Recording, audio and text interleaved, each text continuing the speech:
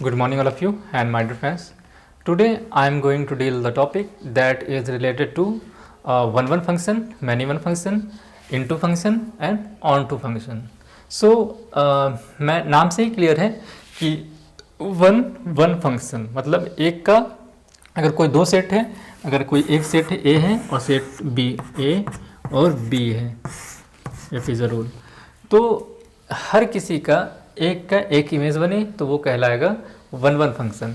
और many one मतलब इसमें एक से ज़्यादा होगा और उसका इमेज सेट बी में बनेगा तो उसे कहेंगे मैनी वन फंक्शन।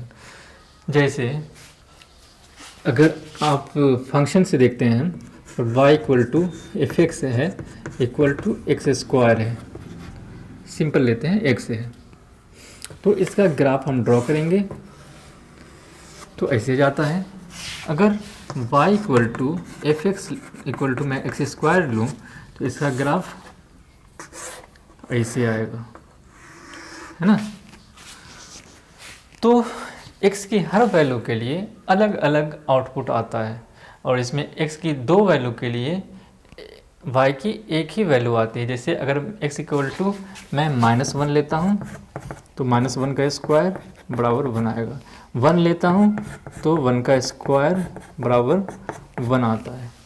दो वैल्यू के लिए एक आउटपुट, तो वो क्या कहलाएगा, मैनी वन फंक्शन। जैसे या सिंपल शॉर्टकट में अगर मैं x के पैरेलल अगर कोई लाइन ड्रॉ करूँगा, अगर एक पॉइंट पे कट किया तो वो कहलाएगा वन फंक्शन। अगर दो पॉइंट पे कट किया तो वो कहलाएगा मैनी वन फंक्शन, राइट। जैसे इसको मैं ड्रॉ किया, एक पॉइंट पे कट किया, ये क्या होगा, वन फंक्शन।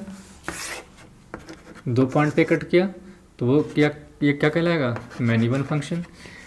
हम जानते हैं साइन एक्स का ग्राफ,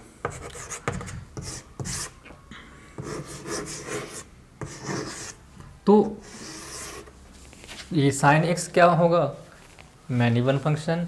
तो हम कह सकते हैं कोई भी पीरियोडिक फंक्शन हो वो हमेशा क्या होगा, मैनी वन फंक्शन होगा। तो x का पावर 4 है, कट किया वो क्या होगा, मैनी वन फंक्शन। x का मॉड है,